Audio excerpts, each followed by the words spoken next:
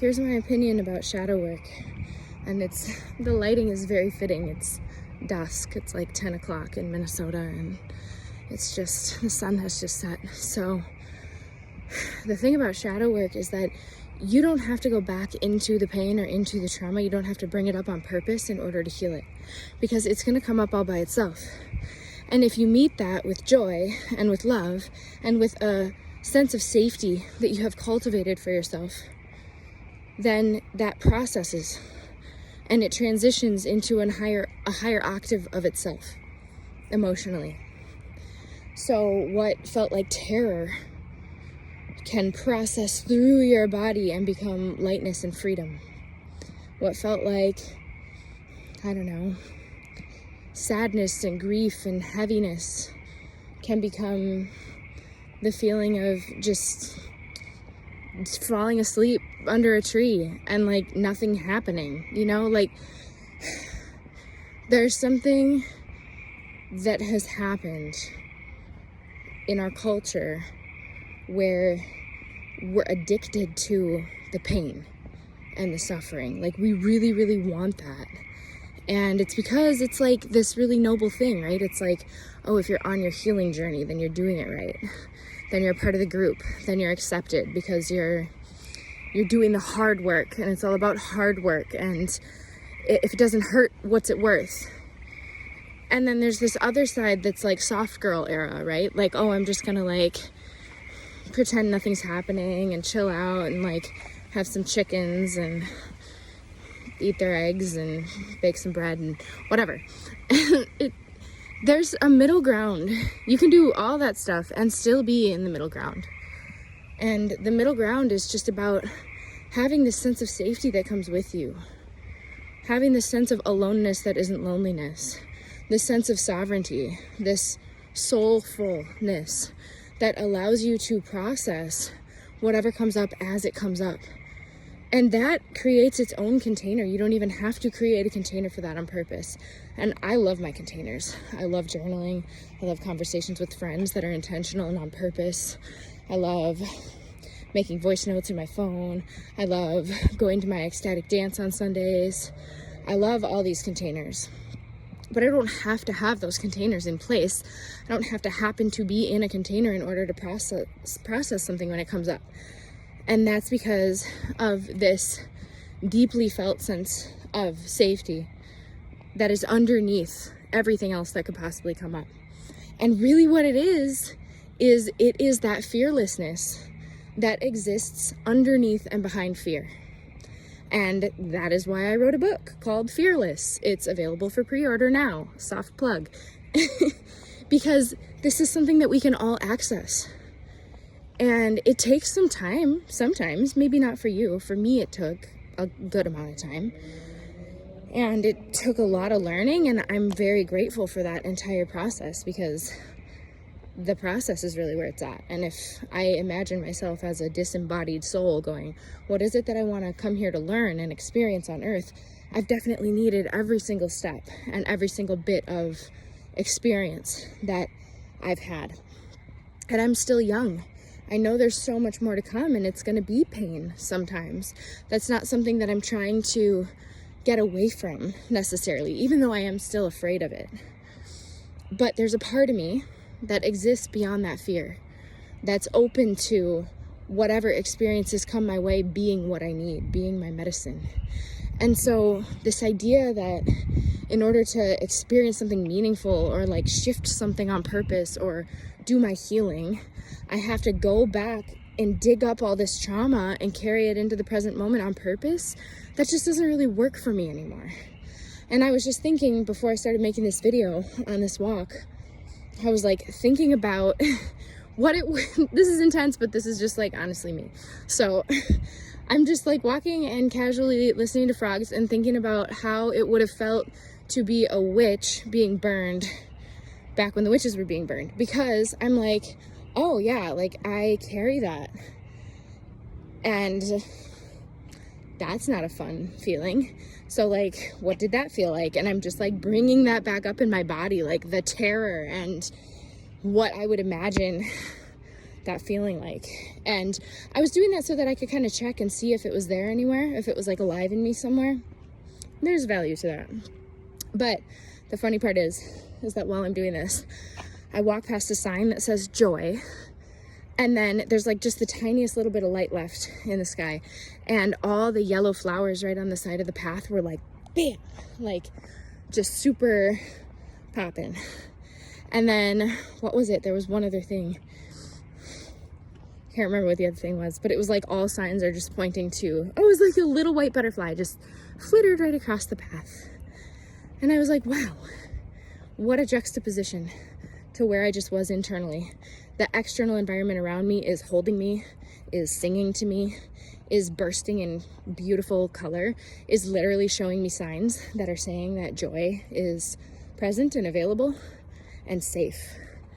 And so I went, oh yeah, okay, maybe I don't need to be imagining myself in that really awful environment that perhaps my ancestors experienced, but that's not something that I'm experiencing right now.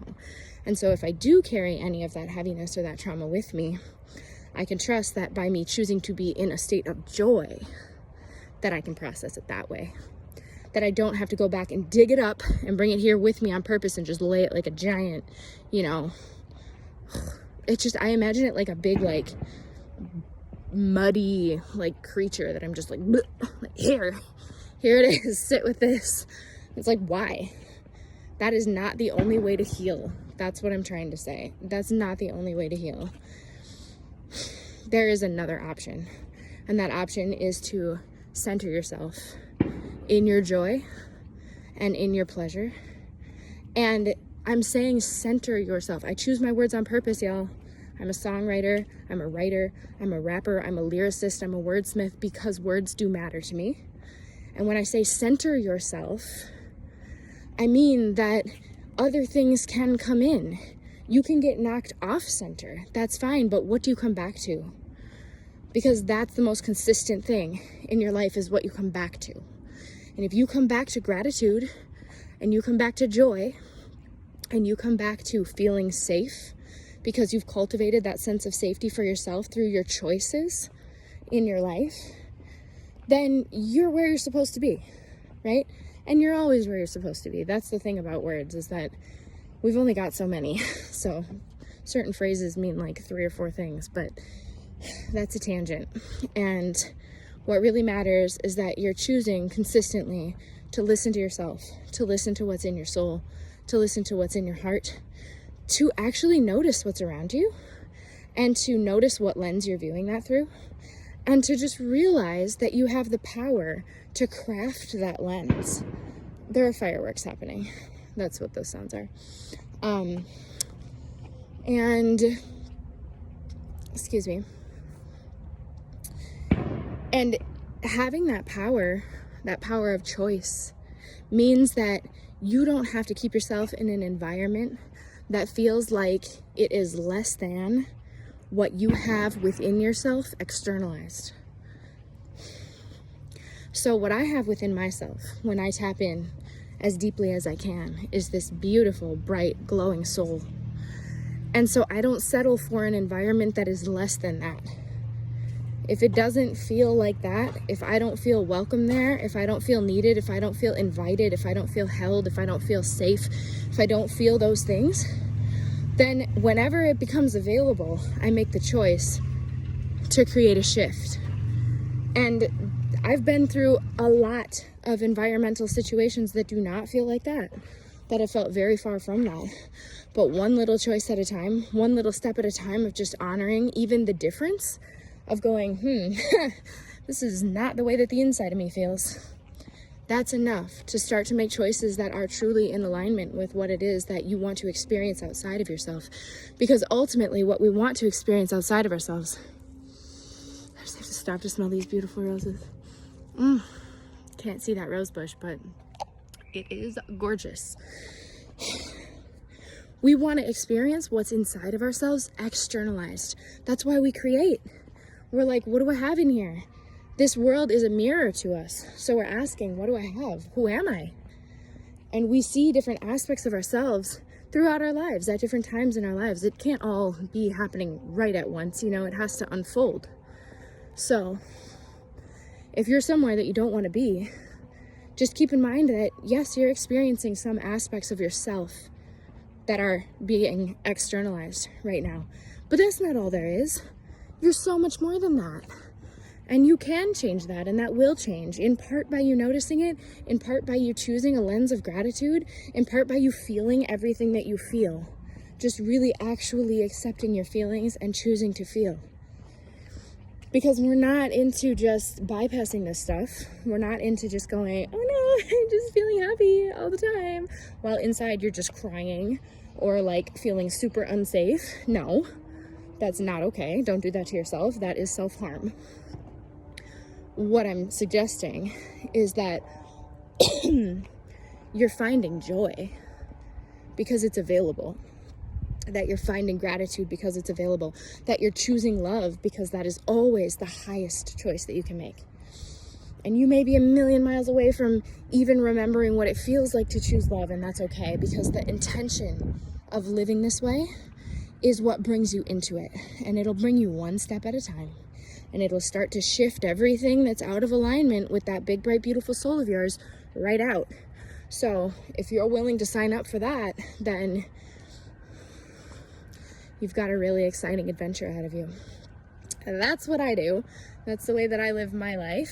And I'm grateful to have platforms where I can share that with you, including this and my music and my book.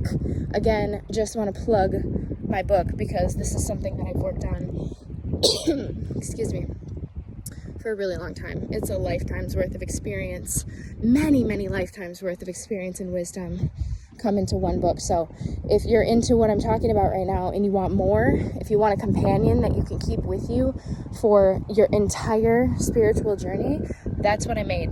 It's called Fearless. You can find it on my website. You can pre-order it, and it doesn't come out until February, but you can pre-order it now. So thank you for listening. Keep it up. Keep up the good work. This is Mama Rose. I'll talk to you soon. Bye.